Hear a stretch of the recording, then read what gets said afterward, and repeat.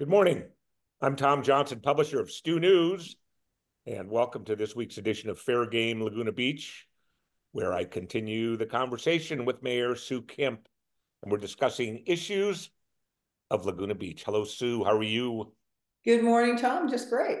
Just great.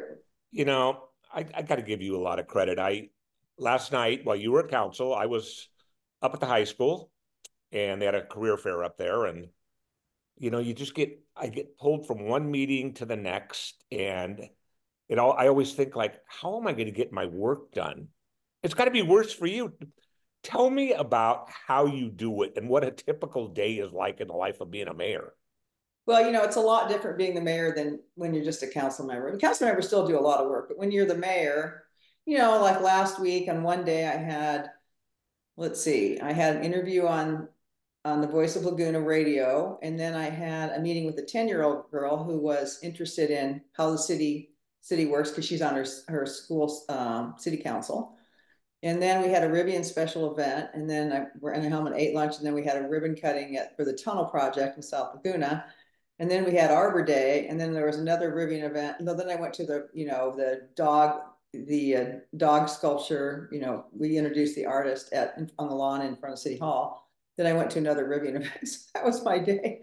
But Crazy. I have typically, I try to like not do anything on Sundays. One of my friends, Elizabeth Pearson, who was the three-time mayor, always said she had what she called sacred Sundays, where she just wouldn't take any meetings or anything, and she just try to, recharge her batteries. But pretty much I have meetings every day, and I think a lot of the council members do as well. So I do the same thing. I try to block out a day and I say, okay, this is a day just for Tom to go do what he wants to do. And then, somebody calls me and says, oh, when can we meet? I look at my calendar, that day's empty. And I'll book it there. And, it never works out that way. So I did get away and play golf yesterday. And I might add that I played the best golf I played in about 15 years. I All don't know right. why. But so what do you do when you want to get away? Say it's that Sunday and you want to take a deep breath and you just want to get out from under it all. What does the mayor do in and around town? Well, I go for walks around town. I walk in a lot of different places. If it's a nice day, I'll get out and walk. If it's a Do you rainy, hike? I'll stay home and watch sports on TV pretty much. Do you hike? Yeah. I mean, I hike, I live up at near Molten Meadows Park, so there's a lot of hiking trails out there. So it's really easy to walk out my front door and go for a hike. Okay. I also like to walk along the ocean. I like to walk along Heisler, and I take my dog sometimes down to the Montage because he really likes it down there. And there's He likes the pricey places in town. he likes the grass, is what he likes. Okay, I gotcha. He loves the grass, so he gets his fun down there. So while you were at council last night and doing I know the pool issue came to light. So I'm sitting up in the gym at Laguna Beach High School, and all of a sudden, all the swimmers walk in. You can tell that the swim meet's over, and they come in, and their hair is all kind of wet, and they have, a towel or whatever, and these are just, our youth in town, looking for opportunity and, to do what we do when we were kids. How did Right. the discussion go last night? Bring everybody up to date, and where do we go next? Well, I mean, we had a very civil discussion. A lot of times council meetings, they could go a little bit off the rails. But last night we had a really good discussion about the pool. So the school district is, regardless what we say at the city council, the school district is going to build a 50-meter pool. And I think they're going to award a contract, I think, on Thursday at their school board meeting. So that's kind of a done deal. I mean, Bob Whalen and I were the subcommittee working with the school district, and they worked with us in very good faith. And they're just looking out for their students and doing what's in the best interest of the students. And also, they want to accommodate the community to the extent that they can as well. We had like a 70-30 split in terms of usage, with the 70% is more on the side of the community than the school district, because they have a good part of the day, at least during the week, is blocked out because they're in school. So we talked about that. We also got a lot of requests from the community, not an overwhelming amount, but a fair amount of requests for our own pool, to build our own pool. And I think well, we said we're going to put that in our facilities master plan, which is long-term planning. It would go in our, capital improvement budget, which is what we call our CIP. It would go in there. The likelihood and the chance that we're going to build another pool is somewhat questionable because, as I said at the council meeting, anytime you want to do anything in this town, because we're so, on top of each other, we're so compacted that other people have issues, and it's just another group of people, a different group of people, they have issues. So I think what's going to end up kind of happening is the school district's going to build their pool, and there'll be a period of time where there isn't a pool available to swim because the pool will be, being rebuilt. We can't build a pool fast in this town. It would take us probably 5 years to build a pool because we have municipal code, we have the zoning code, we have all kinds of environmental, hoops that we have to jump through. And also the placement of where the pool would go would be another issue for the community. So I think what's going to happen, if I had a crystal ball, this would be my um, opinion, is that the school district will build their pool and we won't have another pool. So we may get into a position where we just lease space with the school district. And maybe we come together at some point and work on a, operational cost sharing or something like that. Um, it was a good discussion last night. There's no easy win. There's no big win here because people who live near the pool don't want a bigger pool because they don't want the impacts of a bigger pool. Some parents were there last night and also some swimmers who want to see a bigger pool because they don't like being in lanes and swimming with other people. And I get that too. I also like to swim, but I swim at Miguel. I don't swim in town because, as I said last night, I don't really like to talk about council issues while I have a bathing suit on. Okay. I I get draw, that, but the line is drawn there. So we had a good discussion. So we'll see what the school board does. I mean, we'd like to, we'd like to be able to use the pool, but we'll just have to see. so it's interesting in Laguna Beach because, as you said, everybody's kind of on top of each other because of, I mean, it's the cutest little town in the world, and everybody wants their little piece and things like that. And so you have a neighborhood up there around the high school that probably I'm guessing on this, but if I write something about the pool or whatever, I get the calls and things like that, much like you probably do at City Hall. Yep. But so the people are concerned about, the increase in noise and traffic and all the usual issues. But if you go back 20 years ago, it seems like they were probably the people that moved into that neighborhood because they had kids that enjoyed the high school. And how do you deal with that at the end of the day to try to appease everybody? Well, it's just hard. It's like people who live above the Irvine Bowl, or people who live above Riddle Field, or people who live near the pickleball courts at Lang Park. You just, I don't know, you just have to make your best decision based on the facts. And, sometimes the need, outweighs the kind of the geographical complexities that we have. Right.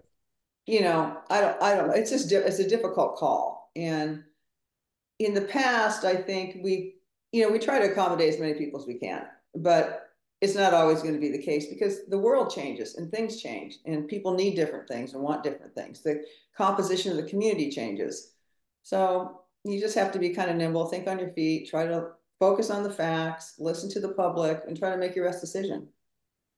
So I made the one of the worst mistakes of my life this week. I got a call from a resident who will go on. I'm not going to identify who the resident was or Yeah. is, Okay. and they're trying to upgrade their house, add on to their house, and do some different things and everything like that. But they're running into problems and not. I mean, are some of them with the city? Yeah, probably some of them are with the city, but I don't think it's really the city dropping the ball. I just think it's a process, number one.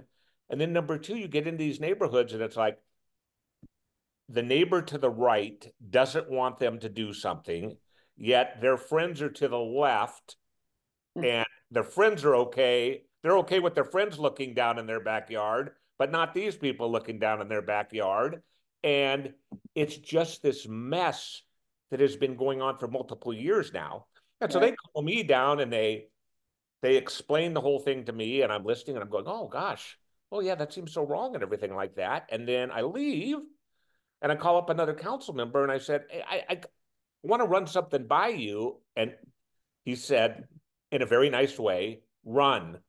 Don't don't stop until you get out of town. I mean, why is the city so contentious among neighbors? And that in often cases leads to, litigious things. And it just seems like if you want to, your home ownership is a huge deal. And I get it that you want to move in and you want to make your house the best thing you can make it. But then you try to do that and everybody stops and there's this process. So take me through the process. Is it working in town to the way you'd like it? Because it seems like when I look at council meetings, everything eventually comes to the council anyway to make a determination. Well, I mean, when you look at the design review board, the number of applications they process, there are a lot. And, the number of applications that are processed versus the number that come to us on appeal, very low. We get a low number of appeals. We get a little bit more than we used to, but relatively low compared to what goes through design review. I think part of the problem is, and this is what we're going to be working on at council, we're going to be rewriting our zoning code, which is Sure. the piece of code that kind of underlies a lot of our problems. And it's complicated, but we're going to try to fix that.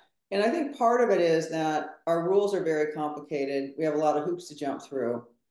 And it's also not simple enough. So, like, if I come in and I want to remodel my house, and let's say I'm just a neophyte, I don't know anything, and I come in and remodel my house, and the city tells me I have to do all these things, some of which make sense and some don't, then it just makes for a very lengthy process. And then also your neighbors get to weigh in on, some things your neighbor should be, if you're going to block someone's view, I get that. That affects the value of your home, Absolutely. your quality of life and all that. So that's one thing.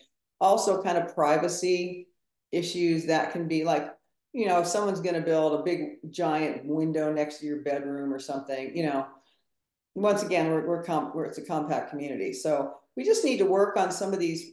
We have done some, but we got to keep working on some of these things that create all this contentiousness among neighbors. Okay. And you're always going to have that because the land values are high. The cost to build a home or remodel a home is very high. The average home price here is very high, and it's an expensive place to live. So people who are investing a lot of money, they want service and they want to be able to get what they want. So they don't always get what they want. Right. That's a problem. And then, sometimes people like I said this last night because we had an appeal on West Street. If a lot's been vacant for a very, very long time, people get used to that lot being vacant. And when someone wants to build a house there, they're like, wait a minute. If it's a buildable lot, it's a buildable lot. So, that's all these kind of things. It gets all jumbled up. It's hard to start out at the council meeting, just to let you know. Yeah, sure. Okay, switching gears. A year and a half ago, council decided that you're going to bring the ambulance program in town into, under the city. You Right. did that, and earlier this week you had an update on the ambulance, the overall program. Good decision, great decision. How's it worked out? Great decision. You know, in a city where, I think I said this last night, in a city where people complain about everything, we haven't gotten one complaint on the ambulance service. I've gotten some nice emails about it, but our response time, first of all, the average response time for Orange County is 15 minutes. In Laguna Beach, it's 7. And they gave the statistics last night. I think they had 2,500 calls and they had, roughly 1,500 people that were transported. And I think there were 152 or some cases like that where they needed more ambulance service because maybe a bad wreck or something on Coast Highway or the Canyon or something like that. But, we had a budget. I personally was a little nervous about it because we hadn't done it before, because we had to staff up, we had to hire a bunch of people. We bought a new ambulance, and then we have to do the cost recovery. We have to bill people for it. And some are on Medicare, some are on Medi-Cal, some private insurance, some people pay cash. But you have to recover all that to be able to pay for it. And we did. We got our costs down a little bit because what we projected probably wasn't as much money as we thought. And the revenues came in. So I think we ended up with a $42,000 surplus, Nice. which is really good for the first year. Usually, the first year of anything you do, you usually have some hiccups and you have to fix it, go back and go like, okay, that worked well, this didn't work well. But no, it's been great. It's absolutely great. Well, it's nice when a program comes together, right? Totally. Totally. Okay, we hit this last week. I'm going to hit it again just because the time is ticking.